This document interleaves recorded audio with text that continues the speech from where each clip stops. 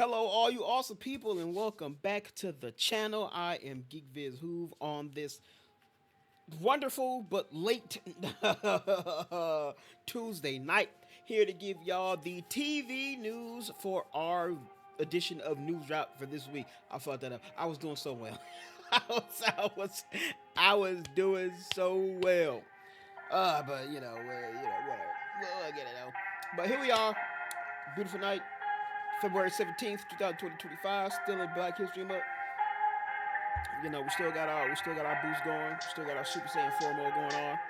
But yeah, so this week we got our TV news here dropping in the middle of the week. If you haven't watched it already, just know we did our movie news at the beginning of the week that came out on Monday. Yeah, so here we are about to record this, so this will be up on Wednesday for the TV news. So let's go ahead and talk about what we're going to be talking about here today. Stuff is continuing on in the Netflix, WB, Paramount shit that's going on. So we're going to talk about that. We got some new revelations for that. We got an update on Anderson Cooper in 60 Minutes. Damon Wayans Jr. is about to be leading a brand new show. Apparently there's a Baywatch reboot that I did not know about. But we got two casting updates for that. Speaking of casting updates, we got our Daphne, our young Daphne, for the live action Netflix Scooby-Doo, which I forgot about, but I do remember talking about that not too long ago. We also got to talk about Brian Tyree Henry is apparently being a part of an adult anime going over to Netflix. And of course, sadly, we got to talk about the unfortunate passing of James Van Der Beek here as well. We also got another passing that would have went into the movie section, but because it came out literally hours after I finished recording, we're going to talk about it a little bit here. So yeah, that's all we have. And then of course, we got some trailers. Trailers are going to be weird. I don't know what the hell's going on with my YouTube right now, but it's a bunch of shit just like not loading up and not loading in. So, yeah, I don't know. So I got my list, but it's just weird shit for some reason, and videos just ain't loading, so I literally have to go out. So it's not a lot because it's just shit that I remember and I wrote them down. But unfortunately, it's not gonna be like anything new or anything that might have just come out because I can't search. But anyway, if you haven't already, make sure you like, comment, subscribe on the video. I'm new to this new YouTube stuff, so get in on the ground floor. I cover movies, video games, TV, all that good stuff. I cover it all here on the channel. We are in the fucking midst of a I am slightly worried I might burn myself out by the time we come out on the other end of this. But we are in the midst of a massive just viewing fucking thing right now.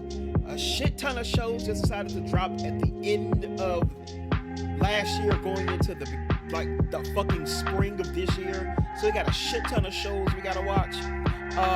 I decided to the Oscars are dropping on March 15th, so we have what I'm calling our Oscars March, which is we're marching to the Oscars by watching every nominee for Best Picture. So we're watching all of those. I got one battle after another. Sinners, but Sinners was before I started doing this. I seen it when it came out. Sentimental Value, and what the one I just did? And I just did Train Dreams. I did that as well. And then we wrote and finished Secret Agent. I might end up just recording this after that. I might record that after this, even though it's kind of late and I'm tired. But we'll probably end up recording that after this, so that'll be up pretty soon. And I just watched Frankenstein yesterday, so I gotta write and record that. But not only that, there's like I said, shit ton of shows. We watched Percy Jackson season 2, Fallout season 2. I just finished Wonder Man, so I gotta watch the thing for that. But we watching a lot of shit. Paradise drops at the end of the month, and then like March has I think March has Invincible, new season of Invincible, and then I think The Boys is in April. I might have those mixed up, but yeah. But there's just a lot of shit. So follow along because I'm watching them and I'm talking about all of them. Like I said, I might be burned out by the end of it, but that's what we doing. Anyway, that's enough for me yapping. Let's go on ahead and get into these news stories then, shall we? Transition. All right. So first off, like this one would have been in my film section early in the week, but it happened not too long after I was already done recording shit. So unfortunately, we got to talk about it. Actually, this happened yesterday. It was still not too long after I uploaded. It just came out. But Robert Duvall, the star of The Godfather and The Great Santini, dies at 95. Robert Duvall, Oscar winner for the Tender Mercies, and nominated for films like The Godfather and Apocalypse Now, and The Great Santini, has passed away. His wife announced it over Facebook. She said, and I quote, "Yesterday we said goodbye to my beloved husband, cherished friend, and one of the greatest actors of our time," she wrote.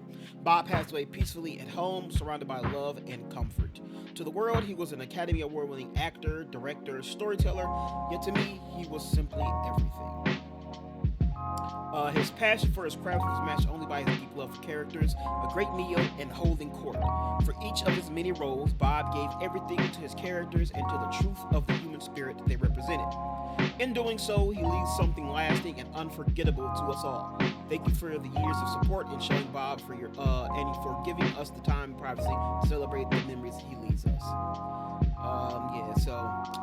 Unfortunate. But a little bit about him. As an actor, he drew 7 Oscar nominations. He found time to shine in TV, such as The Lonesome Dove and Broken Trial, drawing a total of 5 Emmy nominations and winning twice. His first big screen role was one of his most memorable. Was the scary Boo Radley in 1962's To Kill a Mockingbird. While Duvall's career took some time to get off the ground despite a strong start at the early to mid-70s, he had come into his own, combining the abilities for seamless character acting with occasional strong forays into larger roles. In 1969, he was paired with the young director Francis Ford Coppola on the intimate drama The Rain People, and the next year got the juicy role of Frank Burns and Robert Altman's MASH. He also starred in George Lucas's experimental THX 1138. I've never heard of that. And the actor was doing some interesting work on stage. Side tangent.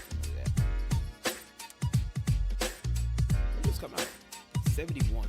I've never heard of this. Let's see.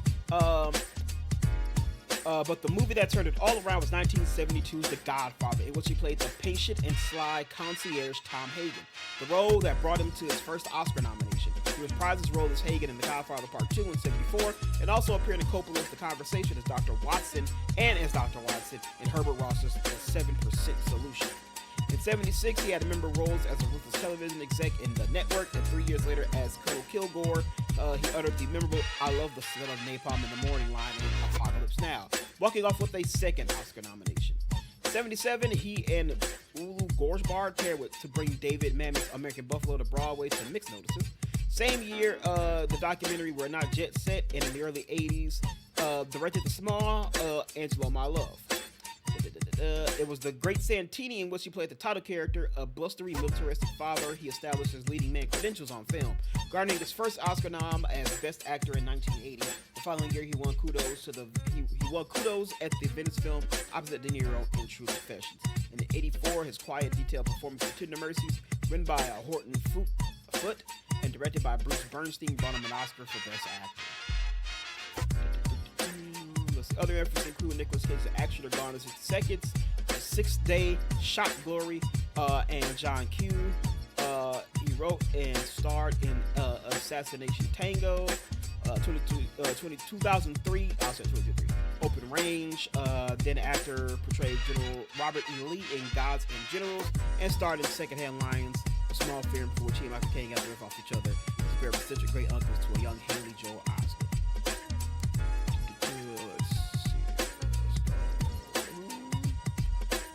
So yeah, no word on how he passed away so far yet. But let's talk about the TV, because that's what this section is here for. TV occasionally offered the actor juicy, full-dimensional roles. In 1979, he starred in the TV movie Ike as General Dwight D. Eisenhower. 10 years later, he starred in the highly praised CBS miniseries Lonesome Dove, picking up an Emmy nomination.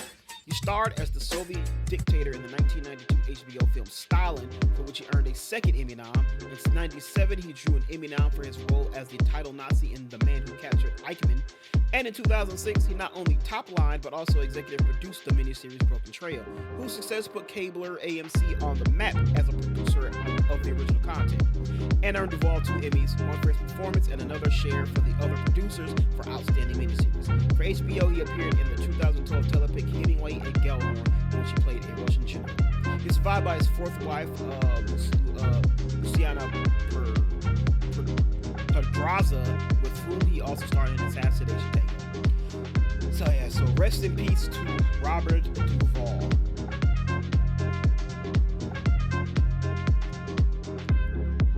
Alright, let's get a little update on some shit going on here. So Paramount has 7 days to derail Netflix, and we also talk about where things stand over the brawl for WB. So it's been a noisy morning for the all-consuming giant media deal as Netflix agreed to let Warner Bros. Discovery engage in a week of conversations with Paramount. Will that engaging result in a formal, feasible, but bested final rival offer for WBD by David Ellison's company? The streamer hinted it does not believe so, but does hope the talks will allow everyone to move on. It's so funny. It's basically these talks are just going, we need to get these motherfuckers to leave us the hell alone. So yes, we will meet and talk to you in this thing, but I'm telling you right now, we're probably going to say no.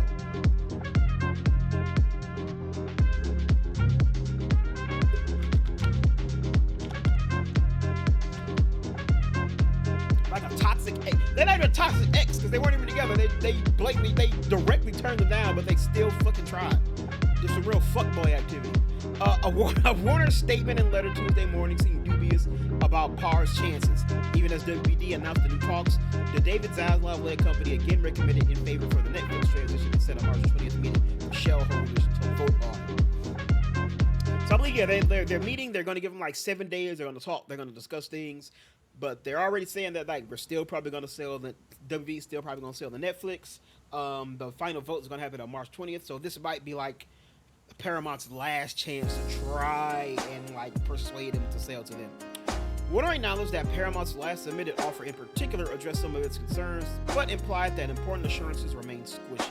It was all contingencies, from final price to financing to covenants, laid out clearly in a formal transaction document, not dispersing press releases, letters, and non-binding tender offers. That includes Paramount's apparent intent to raise its offer from $30 a share in cash to $31 or higher, according to WBD, a representative of a Paramount banker relayed to a WBD board member verbally, not in writing, that the Ellisons were willing to top the $30 if Warner's agreed to engage, one example of something very key to nail down. So to say, hey, we'll raise our offer to we'll offer 30, but we can raise it to 31 or higher if you're just meeting. It's like, y'all remember? Anybody else remember the whole fucking business? That real just fucking down, dirty, fucking ass shit. That what the fuck is his name? Damn, what's the guy's name? Skip Bayless. Remember that fucking shit came out with Skip Bayless? Really that whole ESPN thing, but particularly him, where the hairdresser finally like brought out all the dirt that was going on at the fucking offices, and it was the chick like kind of sleeping her way to the top, but also Skip Bayless was really trying to hit it, and was like really trying. Motherfucker even offered to pay for it. That's these niggas right here. It's like, hey, yo, our last offer was 30, but willing to raise it to 31 or higher, but just talk to me, please. Let's just talk about this. I'm willing to pay for it. I'm willing even to pay just to talk to. I'm willing to pay just to have the conversation for me to pay more for it. Like, damn, some down badass shit. Paramount has yet to describe any of its offers as best and final, which is what Warner says it requires to move forward. Netflix has matching rights, so Netflix can still match it too, by the way. Paramount has insisted that it absolutely has met every one of Warner's requests and it surely would disagree with any other characterization. It has slammed WBD in the past for stalling and for refusing to engage. The company has not responded to a request for comment. Paramount is offering to buy all of WBD. Oh, they're offering to buy all of it now? No, okay, no, it was the other way. I'm sorry, it wasn't the other way.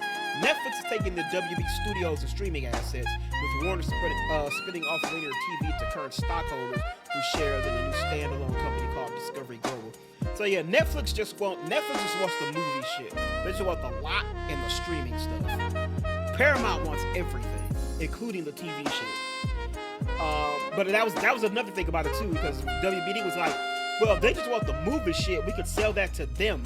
They're already offering more for that. And then not only can we get the money from that, we could also just sell our TV stuff separately and make more money from that, as opposed to y'all just want everything from one price. In a proxy filling with the SEC today, WBD said a virtual shareholders meeting for 8 a.m. Eastern on March 20th for WBD stockholders of record as of 5 p.m. on February 4th, eligible to vote on the Netflix deal and on executive compensation related to the transaction, though that vote is non-binding. WBD stockholder approval is not required to complete the Discovery Global spinoff, which Warner anticipates completing in the next 5 to 8 months. Netflix and WBD currently expect their transaction will be completed in 12 to 18 months from December 4th, 2025, the day the deal was signed, to the announced December 5th. WB and Netflix filed merger documents with the DOJ on December 17th, starting the clock. The DOJ has 30 days to do nothing, sue to block the deal, or ask for more details. It chose the latter, to ask for more details, as is typical.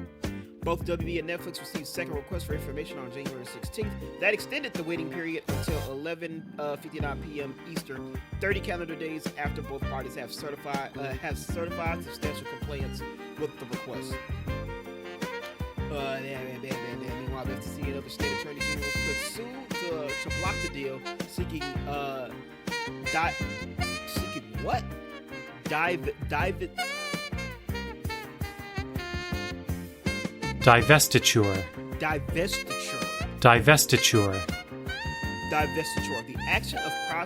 The action or process of selling off subsidiary business interests or investments. Divestiture. What? Divestiture. Divestiture.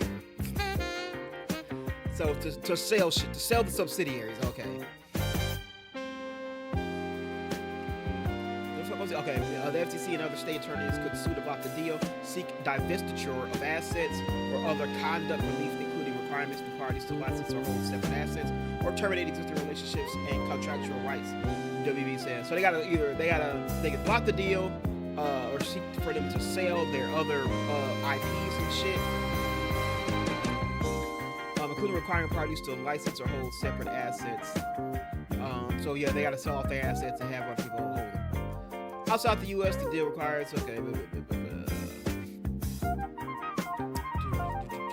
there anything else important in this thing? Not really. WBD says the board analysts by its financial adversaries indicated that an approximate implied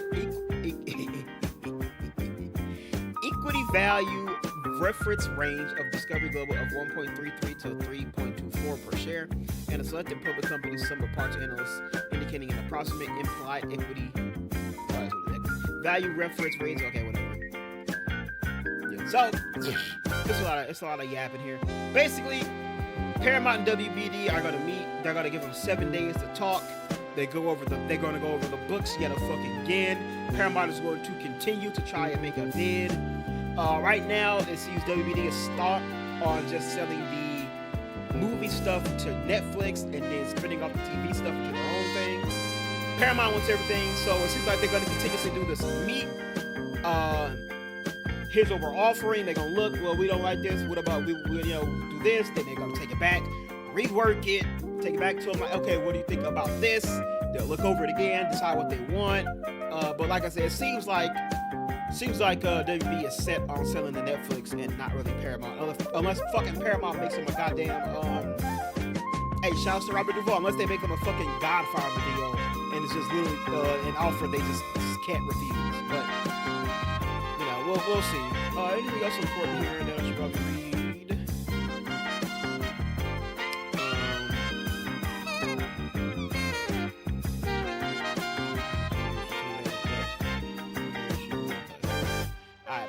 So that's the important thing. They're meeting.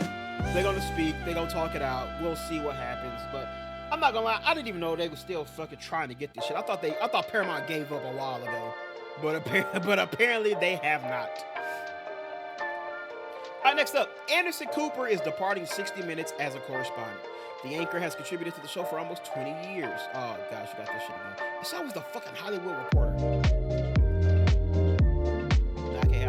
Anderson Cooper is ending his time at 60 Minutes. The CNN anchor, who had been a correspondent at the CBS News magazine for nearly 2 decades, opted not to renew his contract with 60 Minutes.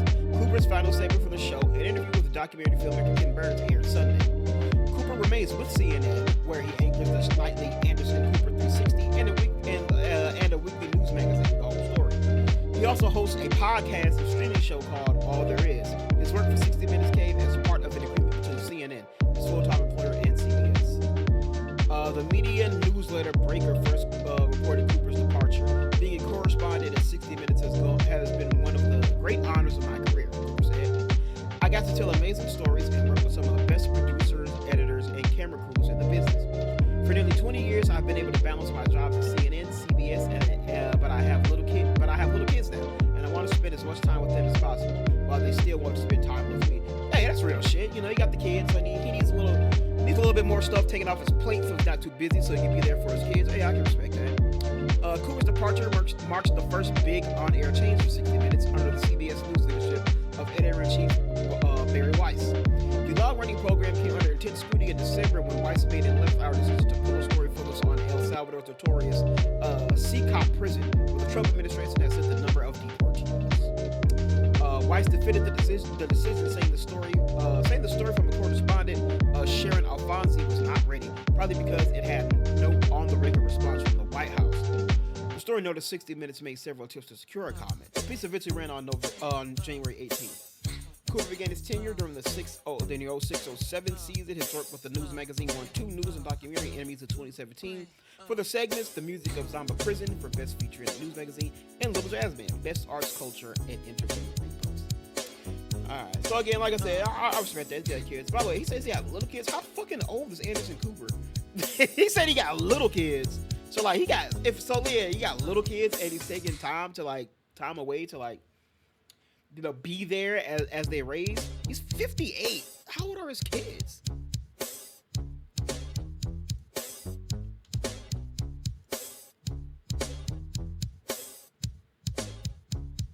Yeah, wow. One's about to be 6, one's about to be 4. So yeah, he had 2 motherfuckers in his 50s. That's crazy. Hey, sometimes you gotta get it in. Hey, I ain't gonna lie. If I ever am lucky enough to have kids, I ain't gonna lie. I might be like, I might be like that too. Might not be popping on the kids until like my 40s or my 50s. I ain't popping them out, but you know what I'm saying. All right, next up, Damon Wayans Jr. to lead NBC drama pilot Puzzle, playing a savant.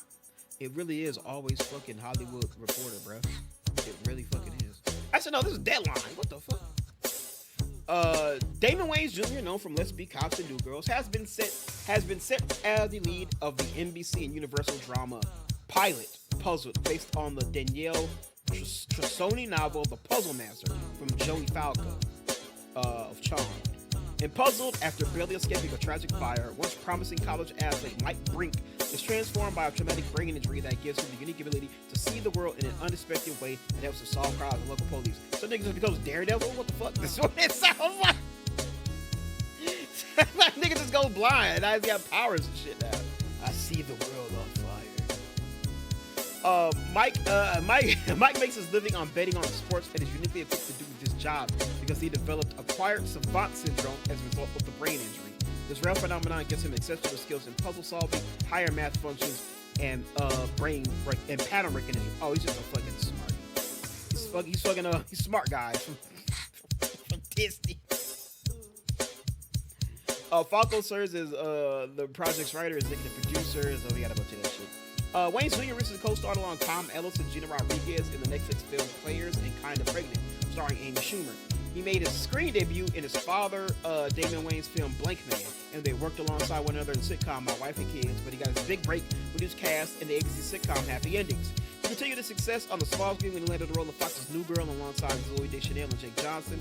His big screen credits include Let's Be Cops, Big Hero 6, The Other Guys, and The Harder They Fall. I never watched New Girl. Something just popped in my mind. Was Damon Wayans Jr. and fucking Lamar Morris play the same character? Was he recast?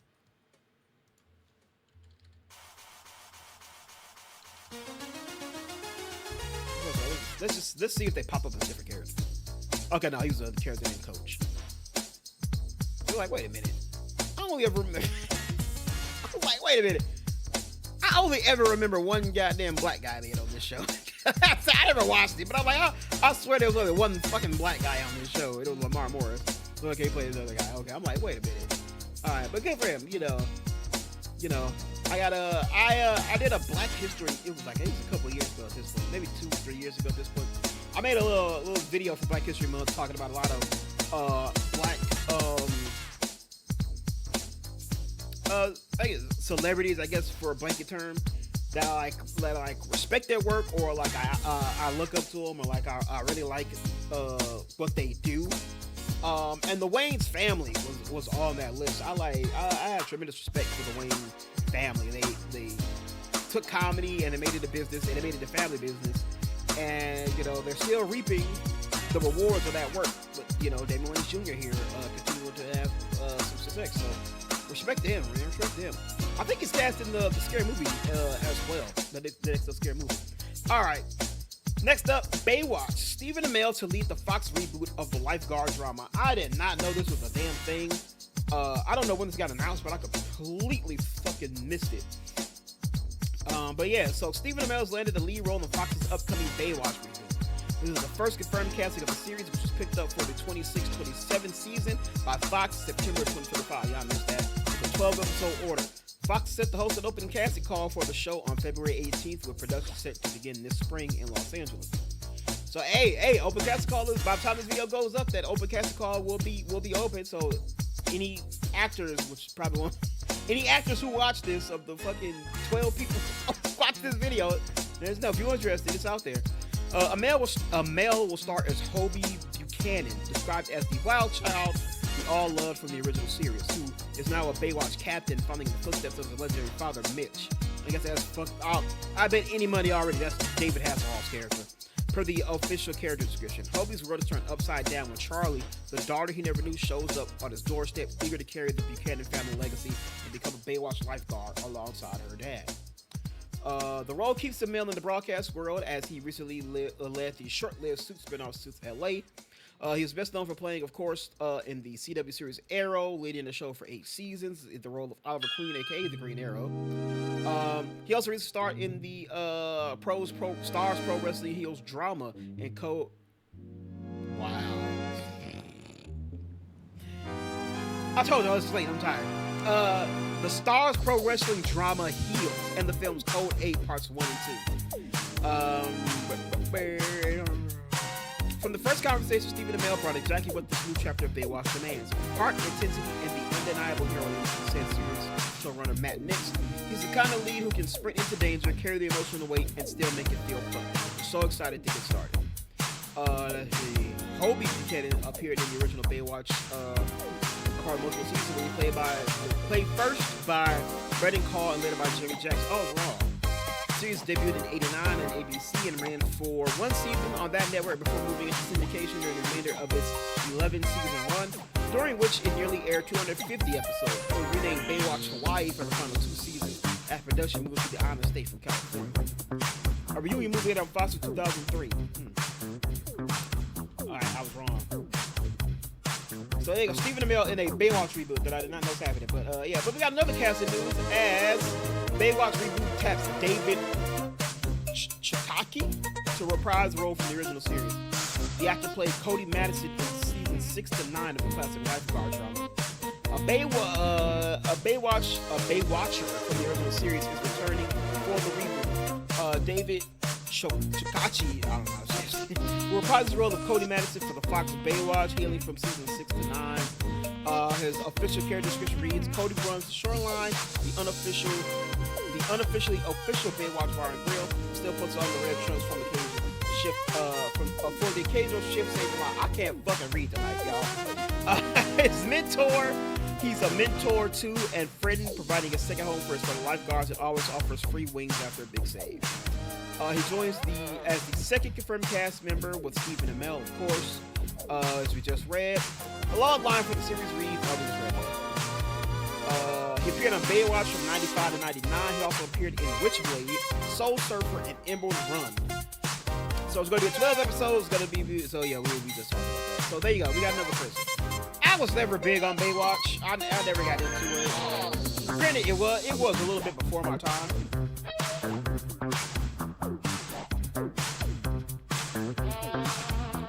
It's one of those shows I'm aware of, but I never watched it. I just remember the classic iconic thing of these motherfuckers just running across the beach in slow motion. I did watch the movie with Dwayne Johnson and Zac Efron. That shit's slow. But yeah, there you go. Baywatch casting news for the Baywatch reboot. All right, next up, McKenna Grace joins live-action Scooby-Doo series at Netflix as Young Daphne, written by, I'm pretty damn sure, the only fucking writer on this website, Jordan King. McKenna Grace is going to need a second Infinity Gauntlet to hold our major franchises. At the grand old age of 19, the Texas star has racked up appearances in... She was a Captain Marvel? Oh, she must have had a very small role in that. Conjuring, Ghostbusters, DC animated stuff. Yeah, okay. And now, having already voiced the young Daphne in animated movie School, Grace is joining Netflix's live-action Scooby-Doo series as a young Daphne. Grace is joined to play Daphne Blake in the upcoming Netflix show, an origin series for the Mystery Gang, by Josh Applebaum and Scott Rosenberg. That sounds a little Wednesday-esque. The official synopsis for the 8-episode series reads: during their final summer at camp, old friends Shaggy and Daphne get embroiled. That was a weird-ass pairing, but I'm up for it. Get embroiled in a haunting mystery surrounding a lonely lost Great Dane puppy that may have been a witness to a supernatural murder. Together with the pragmatic and scientific townie Velma and the strange but ever so handsome new kid Freddy, they set out to solve the case that is pulling each of them into a creepy nightmare that threatens to expose all their secrets. So we don't know who's playing Shaggy, Velma, or Fred, or indeed who'll be leading their vocal talents to the sinister role of everybody's favorite Great Dane just yet. What we do know, however, is that it's been a long 22 years since Scooby and the Gang's last live-action outing, which came in the form of the heinously underappreciated. I thought they was for the talk. Okay, wow, that millennial in me was about to jump up real quick. I thought they was gonna start talking shit on Scooby-Doo too. The heinously underappreciated James Gunn penned 90s classic Scooby-Doo 2 Monsters Unleashed. The live-action Scooby-Doo duology is a motherfucking millennial classic. That shit is a fucking box office great, nigga. That shit. Nigga, that shit made $1 billion in the hood, I'm telling you. And even though McKenna Grace has a work cut out for her stepping into Sarah Michelle Gellar's shoes and the lime green scarf as iconic Daphne, we'd be lying if we said this canny bit, the first bit of casting hasn't got our curiosity. My question is, it specifically says she's cast as a young Daphne. Does that mean we're gonna get like flashbacks when they were younger, but the movie is mostly gonna take place when they're adults, or is it gonna be like vice versa? Because they'll say as a young Daphne. So I just wonder if like they're just saying that because like she's gonna be just Daphne in flashbacks, or is she gonna be like a starring star as Daphne in the movie and they're just young? So I guess we have to see how the rest of the casting pans out, but we'll see. Like I said, random. I think Shaggy and Daphne is one pairing that we haven't really gotten too much. Like clearly, the classic thing of like Scooby and Shaggy. Daphne and Fred. Velma kind of floats somewhere in there. But he had like I haven't seen Scoob. I can't speak for the animated Scoob movie. But then I know like one of the recently revived cartoons did have like Shaggy and Velma in a relationship, so that pairing was there. The HBO one by Mandy Kaling that had like Daphne and Velma. I know there's another live action one on Cartoon Network that had Daphne and Velma as the main cast.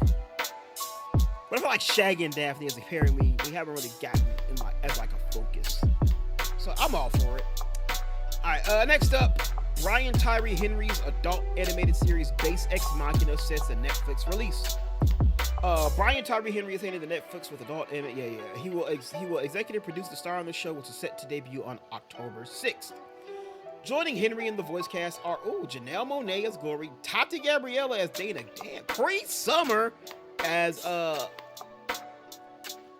Ani, Chascake Spencer as Lighthorse, Curie Graham as Rivenbark, and Starletta DePoy as Etta. I don't know. But damn, Janelle Monáe, Tati Gabriella, Cree Summer, Black Queens all around. I don't know who these people are.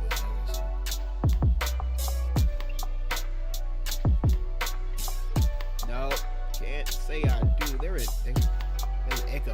Skip that shit. Let's see. Troy Graham. No, can't say I have. No, I don't know that. And start letting it pour.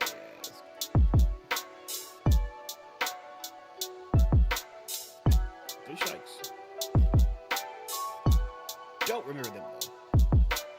Alright, Base Ex Machina is set in a lawless steampunk west overrun by brutal outlaws, machines, and supernatural terrors, where a father is forced to become judge, jury, and executioner. Oh shit, Punisher just all to y'all. Knowing that every act of justice meant to protect his family may ultimately cost him the very people he's fighting to save. Let's see. Music is being done by Roman Guillen Arthur and Nick Wonder at Wonderland. LaShawn Thomas, Jennifer Wiley Moxley, Chad Henley, and Arthur Umbrella, executive producer. Let's see. So he's no stranger to this. Yeah, he's the dad. He's the dad in the Spider-Verse movies. He's set to return to Beyond the Spider-Verse, of course. When asked about what to expect, Henry told Variety's Mark Malkin, we have to conclude it. It has to be. Oh, he's just talking about Spider-Man. I thought he was talking about this. And the animation is going to be done by South Korea's Studio Mirror. What have they done so far? Let's see. They did the Devil May Cry show. Does that mean they did Korra? Actually, I should. There we go. Studio Mirror shows. What have they done? Well, fuck it. Let's do this. Let's see. They did do Legend of Korra. Season 4 of the Boondocks. Voltron Legendary. I loved Voltron Legendary Defender. Haven't heard of that. Dodo's Dragon Blood. Haven't heard of that. Poster looks dope though. Skull Island. They've been doing a lot of Netflix shit so far. My Adventures with Superman and X-Men 97. Oh shit. They've done movies, Big Fist, Mortal Kombat, Legend, Scorpion Advance, The Witcher, Nightmare and the Wolf. Okay, they got some shit. They got some shit under them. Okay, I can respect it. Guardians of the Galaxy cartoon. You know your boy. You know your boy loves him some Young Justice. It's my shit. I'll never forgive him from taking it away from us twice. James Gunn, I love what you do with the DC universe so far, but I can't. It's the one thing I'm gonna hold against you, my boy. You took it away again, but they took it away from us before. The Harley Quinn show, okay. Man, Devil May Cry. Oh, they're doing the Trigun reboot thing. Reimagine, yeah, we'll go with that one. Okay. No, 5 Watchmen, the animated Watchmen, okay.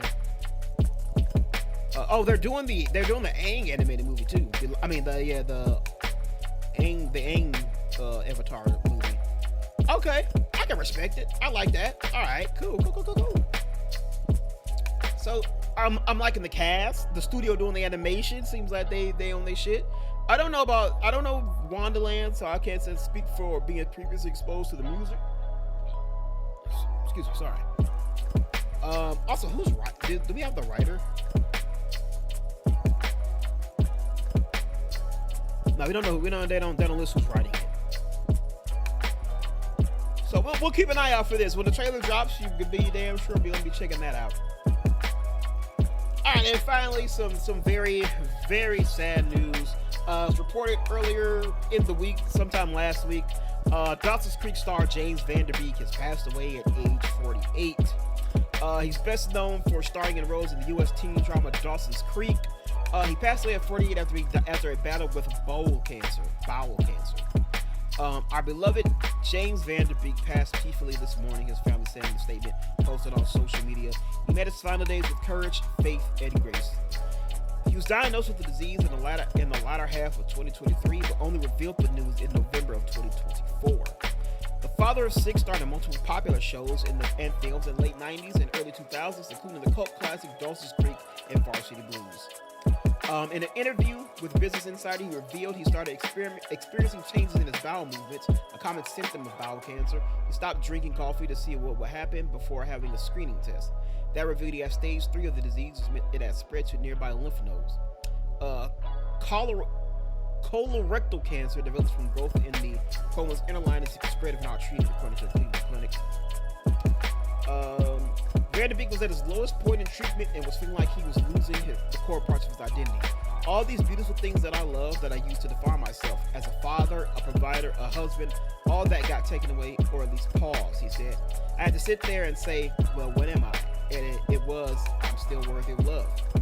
Following his own diagnosis, he spent time raising awareness about screening.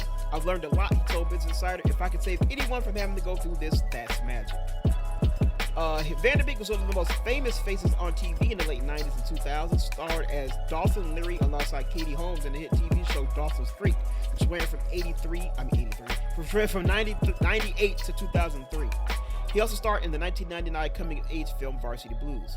He also played a fictionalized version of himself in the cult classic TV show Don't Trust the Bee in Apartment 23, and performed on the 20th season of Dancing with the Stars. He continued his work through his diagnosis. Earlier in this year, he guest starred in Prime Video's college comedy Overcompensating. He made a surprise virtual appearance at Dawson's Creek reunion charity event on September 22nd, having been forced to pull out of the live event due to having 2 stomach viruses. And then a bunch of people also showed up. They're joined by Lin Miranda. They read the show's pilot, and Lin-Manuel Miranda ran for Van Der Beek in there.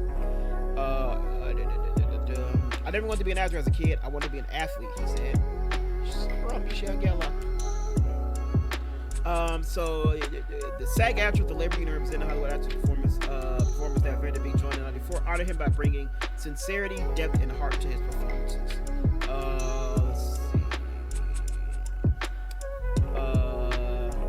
Sarah Michelle Gellar, she's so sad for you and your family. While James' legacy will always live on, this is a huge loss to not just your family, but the world, the actress wrote. Olivia Munn added, I'm so sorry, my prayers are with you and your beautiful family. Actress Jennifer Garner described his death as a heartbreaking loss and said love to his widow Kimberly and their children as they navigate this tender time. So yeah, unfortunately, James Van Der Beek passed away. Again, he's one of those actors who I always was like familiar with him. Didn't watch too much stuff he was actually in, but I knew of him. You know, a lot of stuff about Dawson's Creek gets brought up, and you know him being in there and shit. But yeah, but of course I gotta talk about he was in the which is like crazy to think about, like the fact him and who else was in there? Katie Sackhoff, right? Yeah, he and Katie Sackhoff starred in that Power/Rangers bootleg reboot video.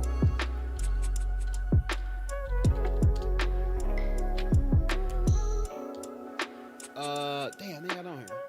What the fuck is that dude's name? Adi Shankar. The Power/Rangers little bootleg movie that they did a couple years ago. He started in that with Katie Sackhoff. Yeah, there it is right there. With Katie Sackhoff, he started in that. That was great. I fucking love this movie. And the fact that, you know, the two of them was in it was dope. He played Rocky in that. And I love that. I loved it. And no lie, I kind of became big fans of the two of them from that point forward. Just for doing it. But like, I know like anybody, you know, it could be viewed this type of way, but like the fact that they did it, I still thought was pretty dope. And they were great in it too. They actually brought shit too. So yeah, so rest in peace to one James Van Der Beek.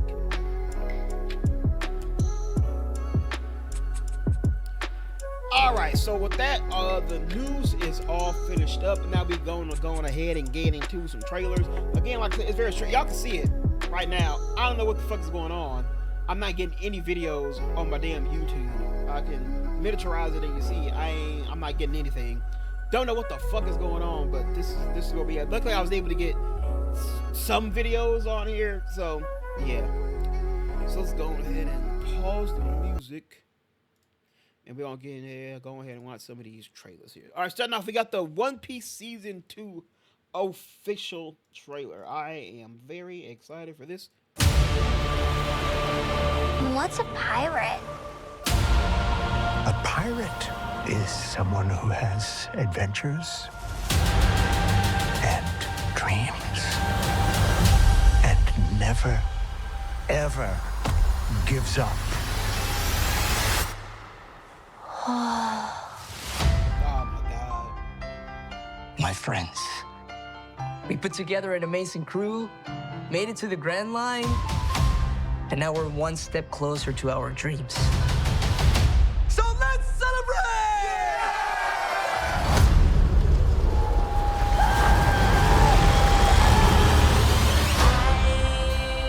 I'm sailing away. Hopefully I don't get copyright striked. Set an open course for the birds and sea. The Grand Line is a dangerous place. Careful who you trust.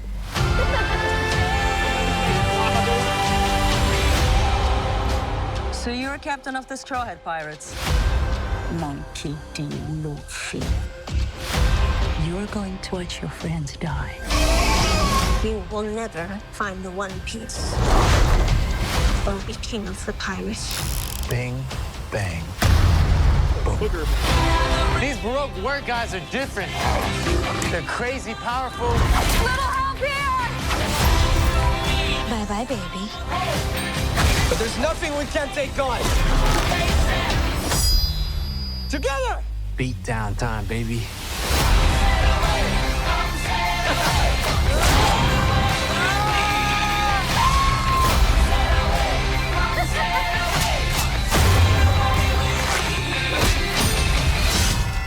Now!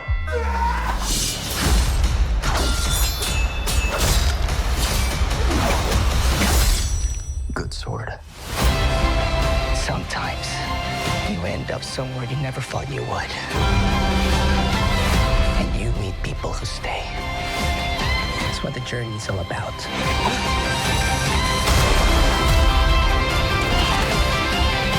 What are you? What is that?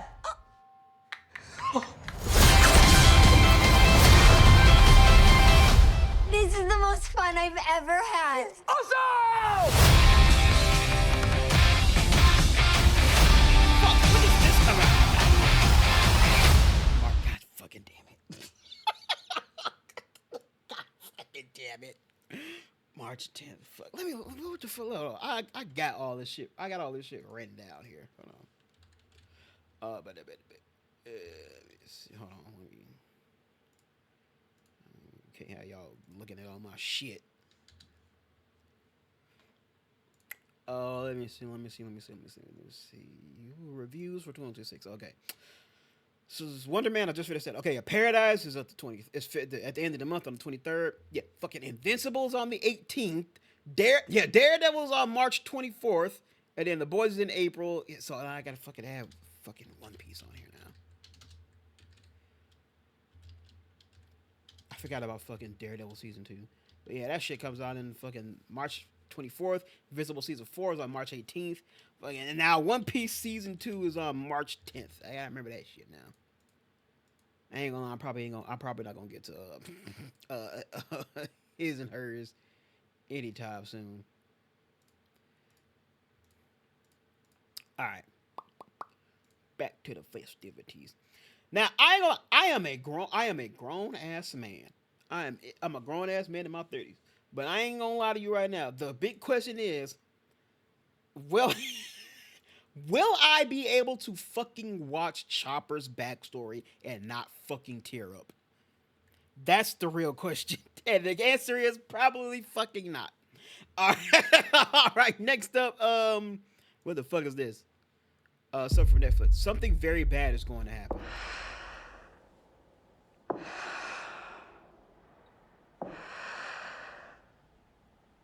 I'm sorry.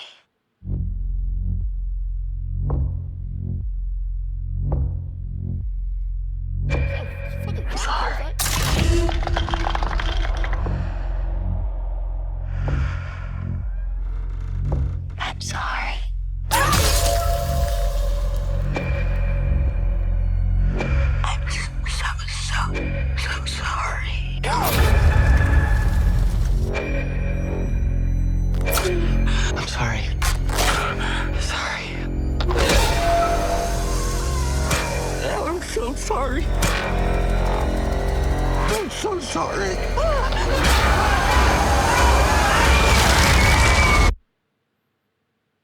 I'm sure he's the one.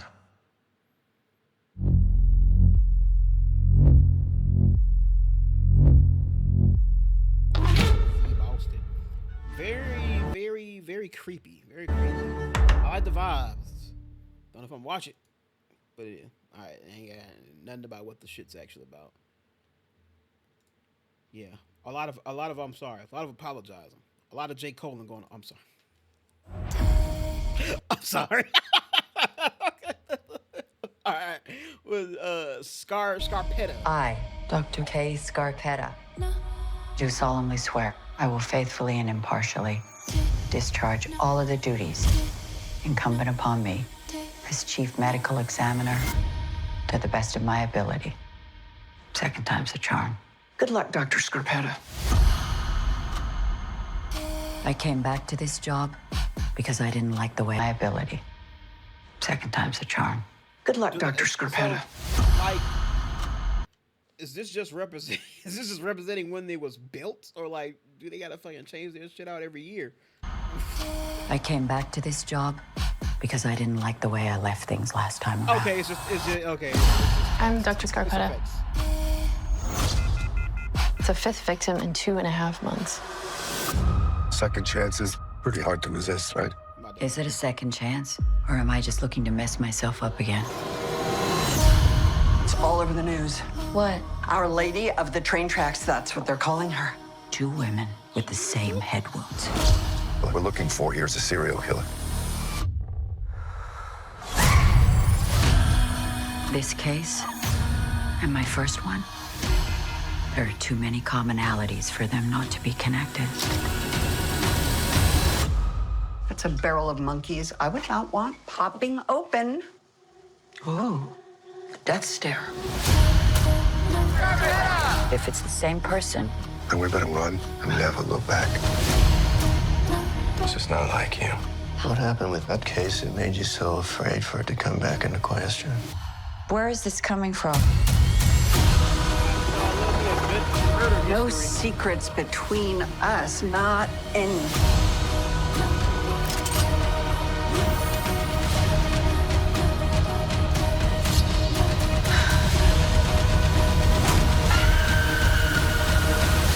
dual timelines too. A little interesting. You got God fucking damn it. I ain't watching this shit. I swear to fucking shit. There's sometime in my own free time, of course. The day after fucking One Piece comes out. DTF St. Louis. All I know is it says The autopsy's DTF gonna say and heart Linda attack. Cardellini. Excuse me. What can I do for you? Special crimes. I'm uncertain it was natural causes.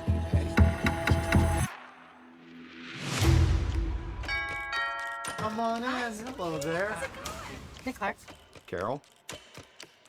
I saw this thing, Yep, they fucked an app, DTF St. Louis. You meet these people so you can spice up your life. You know, spice it up. What's DTF? Down to Whoa. You work together here. yeah. Floyd was a colleague and a friend. How did you get into signing? I have Peyronie's disease. I have a curve in my penis greater than 30 degrees. Profile name. Rock solid. Because I feel like I'm a pretty dependable person. Suburban dad. I will help you all of the time. You introduced him to DTF St. Louis. Your buddies now. Dead. I want to know more. We always want to know more. Intimacy's been missing for so long. Had you ever discussed leaving your husband? Wow. No way, Jose. Wow. Wow. That was weird. No one's normal. So good. Just looks that way from across the street. You want my dreams? Give me your dreams. What's one of your dreams? I would like for you to go about your business. Do tasks on your phone while you sit on my face. There it is. Here we go, here we go, here we go. Keep it down. Hey,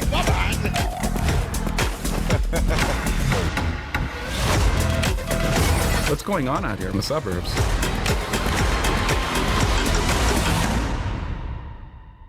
I love you.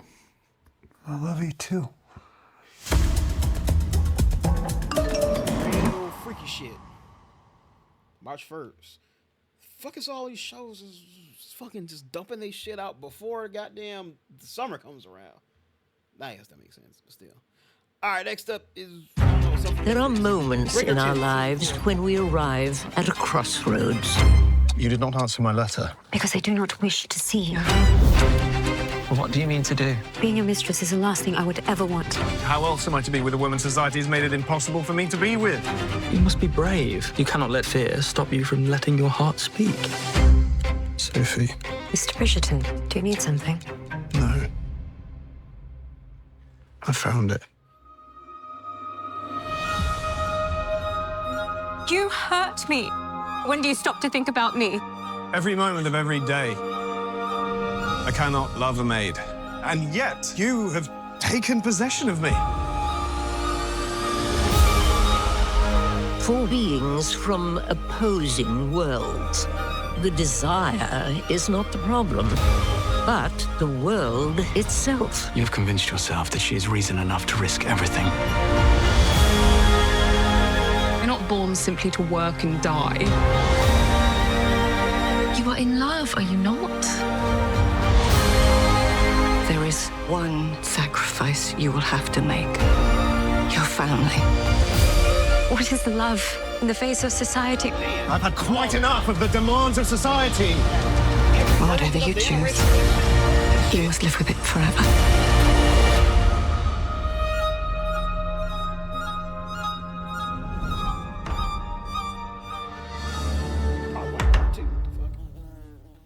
Alright, well, I mean, I ain't watching it, but, you know, the ladies love it. Alright, finally, this is what we really here for. This is what we really here for. Spider Noir. Okay, thank God. Thank God. I finally get some kind of break. Okay, this doesn't drop till May. Great. That's good. That's fucking great. Can't do another fucking March drop. Yeah, I ain't gonna be watching. Fuck all this fucking summer because I gotta fucking take a break from all this shit. But anyway, y'all, that's it. All right. With that is the end of our. That is the end of the news drop, the end of the trailer. So that's the end of this news drop. If you watched it, thank you so much for watching. I very much do appreciate it. As I mentioned, if you enjoyed this or you enjoy anything else I talk about on the channel, feel free to check out the rest of the channel. I'll talk about, you know, all kinds of stuff like that. And if you could have guessed from my reaction, I got a lot of impressions and I guess you call them reviews to go up from a lot of these TV shows. So if you're interested in any of those, subscribe to the channel. Let me know what you think. Let me know down in the comments what you think about anything. You think Paramount's going to be able to dissuade WB and end up selling to them any of the new shows? The Baywatch reboot. What's the one that Damon Wayans is in? Puzzled. You know, if you're interested in that, what you think about that? You're interested in this new anime coming from Brian Tyree Henry. I like Brian Tyree Henry. I tend to just become really big fans of actors who are in shows that I really, really fucking like. And of course, he was in Atlanta, so I fucking loved Atlanta, so I'm a big fan of his. Then he went over to the MCU. Unfortunately, it was with the Eternals, but he still jumped over there. So I still like him for that one too. But yeah, I really like Brian Tyree Henry. So let me know down in the comments below. But anyway, that's it for me here today. Make sure you stay tuned in. We got the video game news dropping on Friday, and somewhere before or after that, I'm gonna eventually get all these goddamn reviews I got in order, then they'll be dropping too. So alright everybody, until next time, always remember to stay watching, to stay playing, and to stay awesome. And as always, stay safe out there. Until next time, everybody.